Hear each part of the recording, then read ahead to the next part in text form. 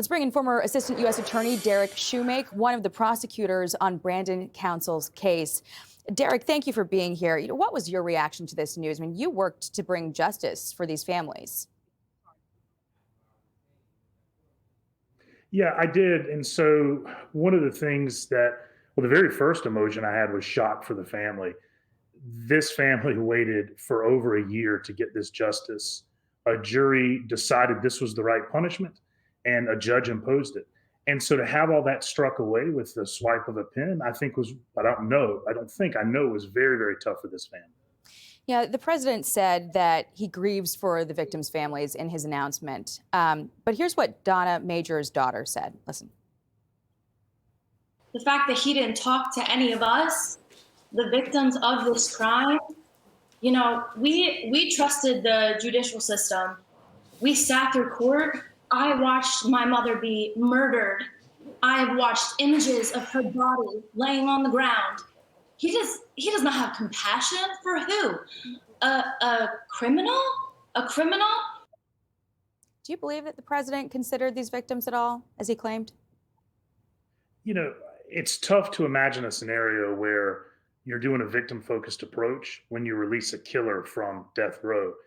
And, you know, there's a lot of talk about the idea that, well, they're still serving life in prison. There's really two big problems with that. One, that's not what a jury decided.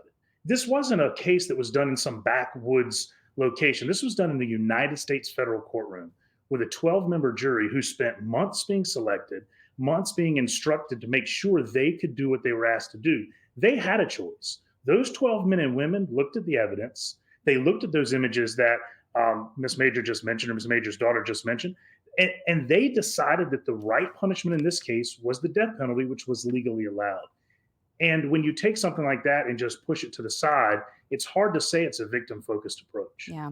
You know, some Democrats have celebrated the commutations.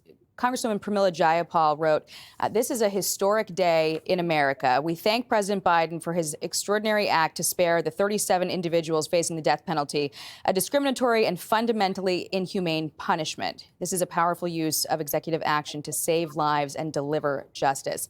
Discriminatory punishment really stood out to me in that line. I mean, didn't the president, in a way, discriminate against the victims of those 37 criminals because he retained, of course, the sentences for the 3 inmates whose victims were more well-known? That was the Boston bomber, the Tree of Life shooter, and the Charleston shooter. So discriminatory. I mean, your reaction? Yeah, well, I think that's part of the big problem. It's one thing to say you're anti-death penalty. I personally am not, but I understand that position. If you're saying you're anti-death penalty, you don't get to pick and choose. To say that these 3 murderers are somehow more callous, or that more importantly, the victims of these 3 murderers somehow deserve less justice than the other people, that's a real problem. And I think there's another set of victims here that we don't talk enough about, and that's the juries in these cases.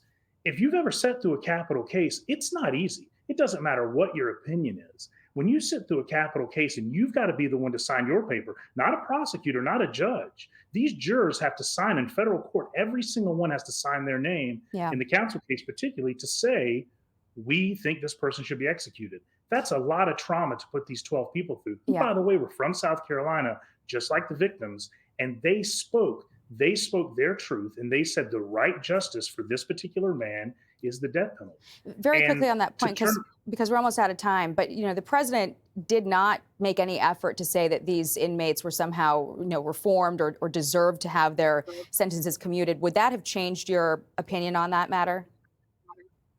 No, I don't think so. I mean, I think the idea is it's about what they did. A jury made that decision. You don't get to unilaterally decide that someone deserves a different punishment when the jury has spoken. Derek Shoemake, really appreciate you coming on. Appreciate your time. Thank you so much. I'm Steve Ducey. I'm Brian Kilmeade. And I'm Ainsley Earhart. And click here to subscribe to the Fox News YouTube page to catch our hottest interviews and most compelling analysis.